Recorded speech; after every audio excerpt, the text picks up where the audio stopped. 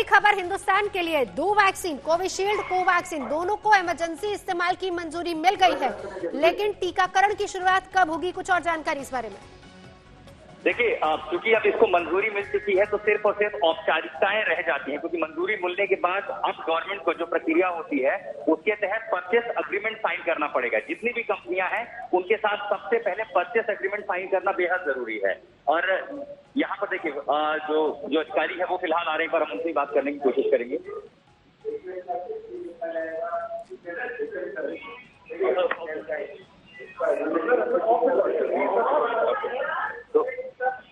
तो जो आपने प्रेस कॉन्फ्रेंस यहाँ पर जो सुनी आपने कि दोनों जो दवाइयाँ हैं, जो वैक्सीन है उनको मंजूरी तो मिली है, लेकिन उसके बाद गवर्नमेंट को अब एक परचेस एग्रीमेंट साइन करना पड़ता है।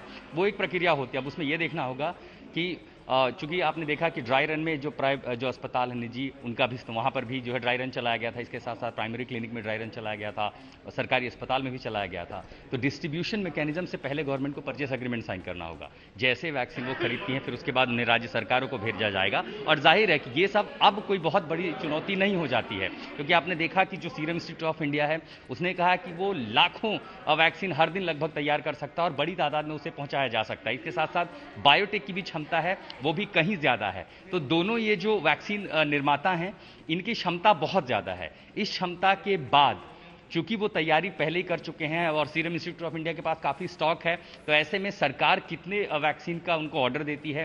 सरकार की प्राथमिकता ये है कि सबसे पहले जो फ्रंटलाइन वर्कर्स हैं, इसके अलावा जो स्वास्थ्य कर्मी हैं, उन्हें पहुंचाया जाए। तो ऐसे में 1 से 1.5 करोड़ वैक्सीन की जरूरत पड़ सकती है। जाहिर है उसी वैक्सीन को फिर राज्य सरकारों को उनके भेजा जाएगा और राज्य सरकार उस मैकेनिज्म के जरिए अलग अलग सेंटर्स जो ड्राई रन के जरिए ये देखा गया कि कैसे ये डिस्ट्रीब्यूशन चेन स्थापित होगा और उसके बाद जितने लोगों को जरूरत होगी, जाहिर है उसके लिए रजिस्ट्रेशन प्रक्रिया अपनाई जाएगी, डिजिटल जो तकनीक है उसका इस्तेमाल किया जाएगा, एप्लीकेशंस बनाए जाएंगे और तब उसके बाद जाकर के इस वैक्सीन को आगे लोगों तक पहुंचाया जाएगा। और मुझे नहीं लगता नवजोत कि अब इसमें कहीं बहुत ज्यादा समय लग सकता है।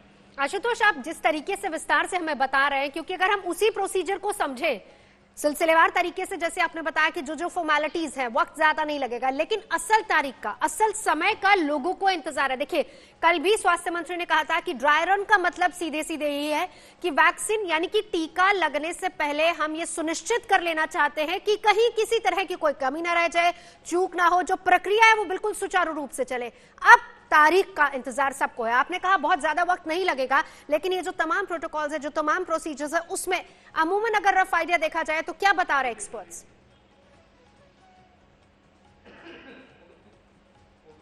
इसको ऐसे समझिए कि सबसे पहले जब तक वैक्सीन को अप्रूवल नहीं मिली, मंजूरी नहीं मिली, सरकार ने ड्राई रन कर लिया। ड्राई रन इसलिए कि जिस दिन पहला कोटा, पहली खेप उन दवाइयों की सरकार के पास पहुंचती है, कैसे उसे राज्यों तक पहुंचाना है, अलग अलग राज्यों के बाद कैसे वो फ्रंटलाइन तक वर्कर्स तक पहुंचेगा, ताकि उसमें समय कम किया जा सके।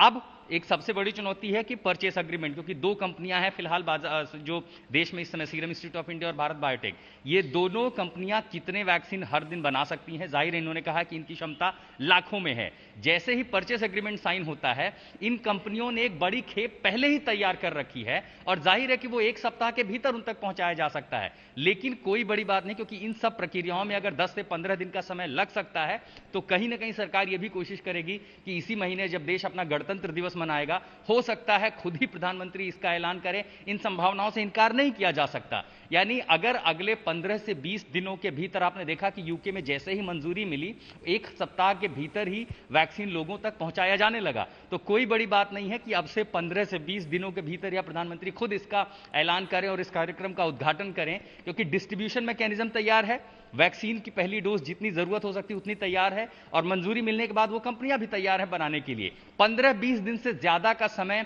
अमूमन इसमें नहीं लगना चाहिए, क्योंकि जाहिर है सरकार को भी जल्दबाजी है। जिस तरह के हालात हैं, जिस तरह सरकार ने इस पर नजर बनाए रखी थी, अब जब वैक्सीन पूरी तरह से तैयार है, उनकी जो अप्रूवल रेटिंग है वो काफी अच्छी है, 70% से ज्यादा बेहतर उसके नतीजे हैं, तो परचेस एग्रीमेंट साइन करने में कोई बहुत मुश्किलें या बहुत लंबा समय नहीं लगता। तो अगर हम माने कि ज्यादा से ज्यादा 15-20 दिन, तो ये भी कोई अतिशयोक्ति नहीं होगी।